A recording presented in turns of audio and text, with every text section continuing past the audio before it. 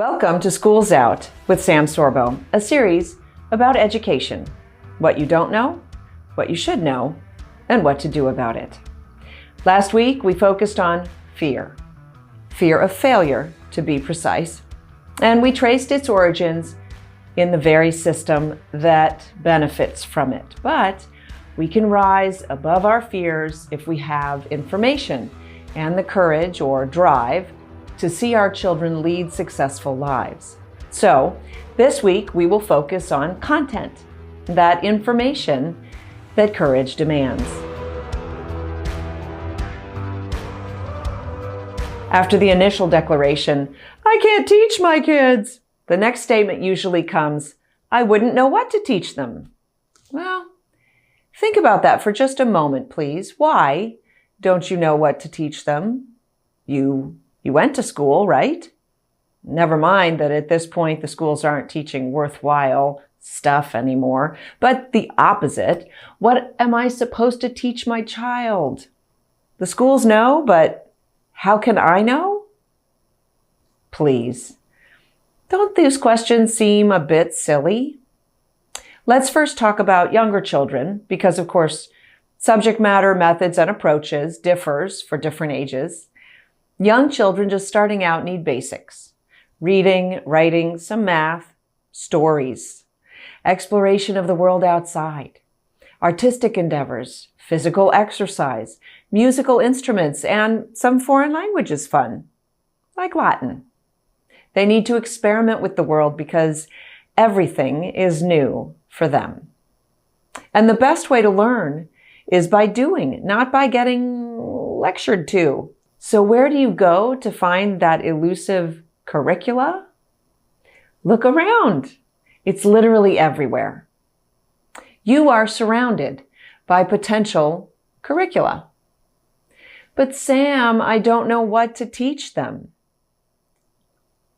Are there things they shouldn't know? Okay, so don't teach them that stuff. Everything else? Yep. Here's the challenge with store-bought products. It is difficult to advise on one particular one because everyone learns differently. I'll get into a few of my absolute favorites, but for more specifics, you need to look for yourself. Everyone teaches differently too. Look inside the books and talk to others who have gone before you. First things first, though. Let's step outside the classroom paradigm. Learning can and should happen everywhere for small people. I actually regret making my kids do so much work at the kitchen table when we first started out. In third grade, my oldest, Braden, had to write a short essay each week. It was a lot of work. That was according to the curriculum. By the time his younger brother got there, I only required the short essay every other week. Shh, don't tell him. Because I realized these little guys can only learn so much at a time, and the extra work was actually counterproductive. Granted, at age 18, Braden had already written his first book. Rest assured, that wasn't a result of my harping, but his own desire to express himself in that way. Little boys specifically are tortured by having to sit at a desk for hours on end and look at books. Okay, I can hear the shock at what I'm saying. Just remember that back in our Founders' Day, young men at the age of 12 would enroll at Harvard University, fluent already in English, Greek, and Latin. How? Well, it wasn't every child going to college. It was the young people who had the drive and desire. They applied themselves to the necessary tasks. Make these options open to a curious child and see where he goes with it. My son wrote his book because he wanted to, not because I did anything else but encourage him. My daughter loves drawing and painting, and she is quite gifted at it. In fact, I faced an enormous conundrum raising her because I'm definitively not artistically gifted in that way, and I had no idea how to instruct her. I will tell you, that was God's way of humbling me and showing me that my job My job as the parent was not to instruct in things I cannot, but to encourage her in her self-teaching. You know how I figured that out? I went to an artsy friend and divulged my nasty little secret. I was out of my depth as to how to instruct my daughter. Me, the expert. At that point, I'd already written my first book, They're Your Kids.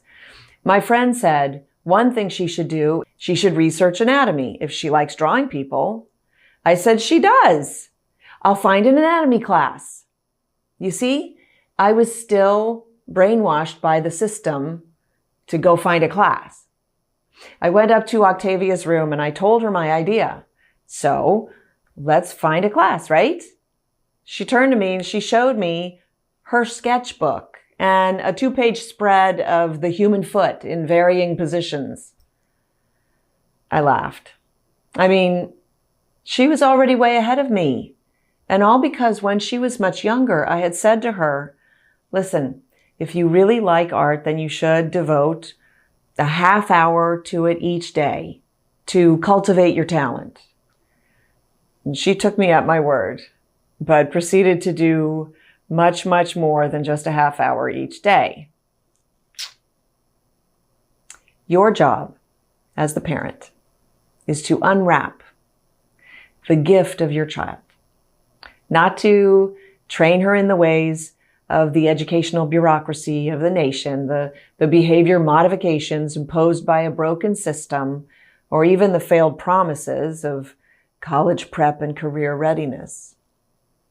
Challenge your children to challenge themselves, to learn anything they want. But there is still the matter of how exactly to challenge them. And that is answered by some, but not all, curricula. The reason I'm hedging around that very word curricula is that it is a vestige of the formal glory that was our education system.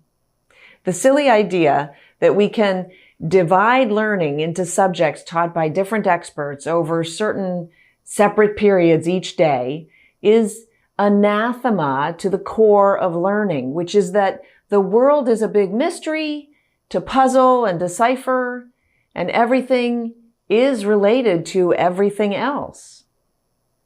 Our school system has trained us to believe that an affinity for science must mean a lack of ability or talent in history or writing, but that is simply not the case. In fact, the opposite really is truth.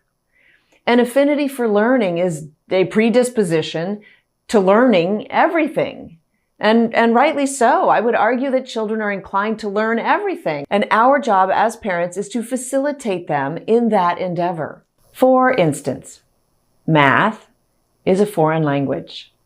No, really. It has its grammar, syntax, and when somebody really speaks math, well, most of the rest of us get lost. Like, it's a foreign language. Right? Listen. Everything is essentially a foreign language to us before we learn it. Take cars, for instance. So, if you speak car, then you understand motors, the history of various types of cars, maybe some stuff about racing. And if you do, you speak car fluently. You probably didn't go to school to learn how to speak car, right? But if you know cars, you likely know a little physics because motors generate power under the same laws of thermodynamics as, say, the rest of the universe. And racing on a track would have a similar allegiance to those physical laws. So why would we want to try to separate out physics from cars at all? But the schools didn't take this approach. For whatever reason, schools decided that we could take the conveyor belt approach to education, distance one subject from all the others, and it would all work out just fine.